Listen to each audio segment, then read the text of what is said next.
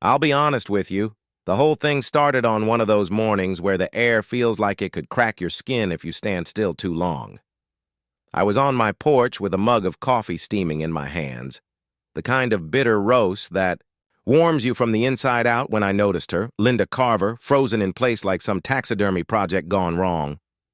She had on this ridiculous fur-lined parka that was unzipped despite the January wind slicing down from the Idaho mountains, clipboard sliding out of her gloves, mouth hanging open. And I knew exactly what she was staring at, the metal plaque I had just mounted by my front door. It wasn't anything fancy, just brushed steel with black lettering, but the words might as well have been a dagger to her chest. Approved by State Permit No. 104R7, Office of Rural Resilience, signed by Governor Franklin D. Ellis. She blinked at it like it was some sort of hallucination, then finally managed to whisper, That's not HOA approved." I took a sip, smirked into the steam, and told her, "That's adorable, Linda, but this isn't Aspen Creek HOA land anymore. This is state property. You're trespassing. Now let me back up, because if you don't know the backstory, this whole scene just looks like some cranky neighbor wandering too far up the hill. My name's Mark Hanley. I'm 47, and I used to be one of those guys who sat in glass-walled conference rooms in Denver arguing about software deadlines that didn't matter. I burned out, plain and simple. I wanted space, quiet, and something I could actually build with my hands instead of typing it on a screen. So I bought this strip of land on the far edge of Aspen Creek, a neighborhood with one of those dreaded homeowners associations, though the boundaries out here were fuzzy because the Forest Service land wrapped around it. I built myself a simple A-frame cabin, solar panels on the roof, a composting toilet out back, siding made from old barnwood I'd salvaged. It was rustic, maybe even ugly by suburban standards, but it was mine, and it was honest. And from the day the first timber went up, Linda Carver had her claws out. You see, Linda wasn't just a neighbor. She was the neighbor. Retired loan officer, 64 years old, and running the HOA like it was her personal fiefdom. She measured people's lawns with a tape measure. She sent nasty emails about Christmas lights being too cheerful. She even banned bird feeders that weren't painted one of the 3 approved shades of beige. Power had become her hobby, and when she saw my cabin, it was like I'd declared war on her kingdom. At first it was letters, little white envelopes stuffed in my mailbox before I'd even hung windows. Violation, exterior not approved color. Violation, solar panels creating unauthorized glare hazard. My personal favorite, violation, suspected wildlife attraction due to non-compliant vegetable garden. Yes, she actually accused me of luring deer with tomatoes. Then came the stalking. Despite my no trespassing signs, she hiked up my trail snapping photos. I'd find purple ink notes tucked under rocks on my porch. She even cornered my UPS guy once, waving her clipboard, accusing him of smuggling in illegal building materials. When I installed a tiny satellite dish for internet, she taped a laminated sheet to my door. Unauthorized communications device, potential security risk. I laughed it off, until she crossed the line. On January 11th, she called the county zoning office and reported that I was constructing a paramilitary compound with unknown weapon storage. She used words like bunker and compound, as if my one-bedroom A-frame was a militia headquarters. A county inspector named John Mercer showed up in the middle of a snowstorm, stomping ice off his boots, looking equal parts frozen and furious. I welcomed him in, poured him a hot cup of coffee, and after 10 minutes of looking around, he just burst out laughing. "Mark, you know this place is over code, right? You've got permits I didn't even know existed. Some of these are from the State Emergency Preparedness Division." That's when things shifted. Turns out all the research I'd done before building, the late nights combing through state guidelines, paid off big.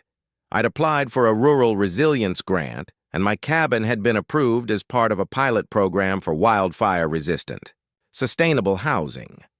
John called his supervisor right there at my kitchen table, mentioning this was the 5th false report from Linda in a year. Within 2 weeks, 3 state officials rolled up in white SUVs, badges clipped to their coats. They weren't amused. They explained my cabin was a showcase property, a demonstration site for new building standards in wildfire zones.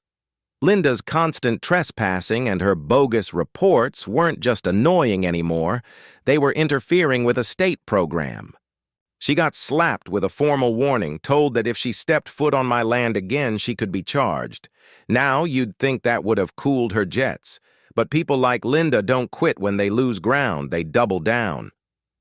She called an emergency HOA meeting, blasting emails to every homeowner about the illegal structure threatening our property values. What she didn't know was that back when the HOA set up their email system, they'd used a domain name I had once owned for a side project. When they let it expire, I bought it back. They never fixed their forwarding settings. So every one of Linda's emails, every over-the-top rant about my compound, came right into my inbox. I forwarded the juiciest ones, including her purple ink notes scanned in, to a local reporter named Jenny Alvarez. Jenny ran a piece in the Aspen Creek Chronicle titled Queen of the Cul-de-sac, How One HOA President Harassed a State-Approved Homeowner. The photos of Linda sneaking through the snow in her leopard print boots, clipboard in hand, went viral. National outlets picked it up. HOA overreach stories are like catnip online, and suddenly Linda wasn't the ruler of Aspen Creek. She was the punchline. The fallout was brutal. The HOA board, terrified of legal liability, called another emergency meeting. This time it wasn't about me. They'd discovered their insurance wouldn't cover harassment, trespassing, or defamation claims from board members acting outside their authority. Linda had put them all at risk. The state attorney general's office piled on, issuing her a cease and desist and fining her $15,000 for interfering with a government project and filing false reports. And the cherry on top, a 10-year ban from serving on any HOA board in the state of Idaho. When the board voted her out, it was unanimous, even her closest allies. I wasn't there, but a neighbor told me she turned so red he thought she might pass out. She stormed out clutching that ever-present leopard print purse, humiliated. The next morning, she came to me one last time. She trudged up my icy trail, face pale, eyes fixed on that metal plaque by my door. I sipped my coffee, watching her hands tremble, a folded fine notice sticking out of her bag. She whispered something about an appeal, but even she knew it was over. 23 years of ruling with an iron fist ended by one little cabin and a piece of brushed steel that proved I'd done everything right. She turned, boots slipping on the ice, catching herself on a tree. She looked back at me, just once, and for the first time I saw something I hadn't before, not anger, not arrogance, but sheer disbelief that her kingdom had crumbled. Then she walked down the trail, slower than I'd ever seen her move, and I knew she wasn't coming back. Later that day, I found her clipboard in the snow, pages and pages of violation notices, her tidy handwriting, her purple ink bleeding in the slush. I left it there. By spring, it had be gone, just like her reign over Aspen Creek. Now I sit in my cabin, the one that's not just up to code, but a blueprint for the future, sipping coffee in the quiet she tried so hard to steal from me. And sometimes I think about Linda, not with anger, but with a strange sort of gratitude. Because she reminded me of something important. Bullies only win when no one pushes back. So here's where I'll throw it over to you. What do you think? Was Linda just drunk on power, or was she genuinely convinced she was protecting her neighborhood? Do HOAs serve any real purpose anymore, or are they just a playground for petty tyrants? Drop your thoughts in the comments, because I have a feeling this is one of those stories that'll split people right down the middle. And hey, if you've ever had a run-in with an HOA gone wild, I'd love to hear that too.